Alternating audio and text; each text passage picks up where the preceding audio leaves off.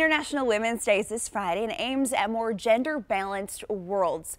This includes women in the workplace. One woman who has moved her way up in the ranks through her career, Joan Budden, is joining us now. She's the CEO of top healthcare institutions in Michigan, Priority Health.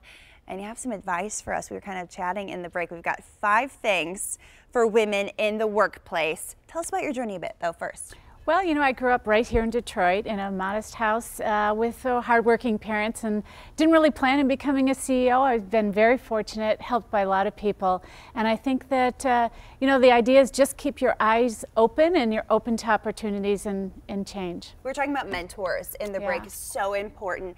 A lot of times it's hard for women to find that older woman to mentor them, and that's why it's so important to be a mentor and a mentee. Absolutely. In fact, I really think that makes a difference. Now, I think women mentors are fantastic, but there are a lot of men out there who want to promote women too, so don't be closed to that idea. Good advice.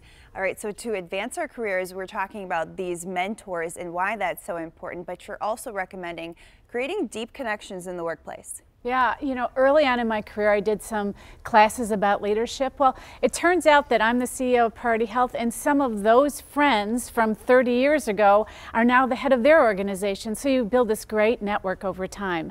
I think stay in touch, create deep connections, be involved. Be good to people too. Don't burn bridges, right? That's right. So important with keeping those long-lasting relationships.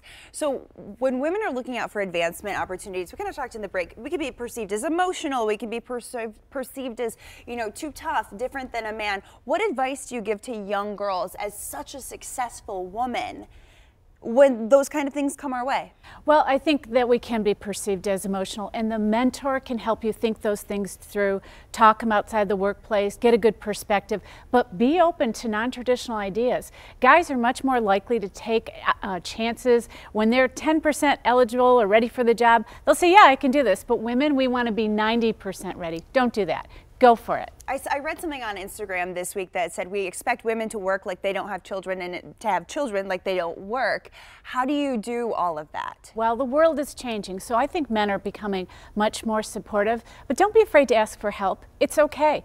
And I think especially when you have young kids and there's a lot of demands on their schoolwork and stuff, to ask other people to help you is a great way to get them invested in you too. I love it. How can we get in touch with you in the future? PriorityHealth.com. You're amazing. I wish we had more time. We'll be right back with the news brief. Thanks so much for joining us on TV 20 today. Have a great day.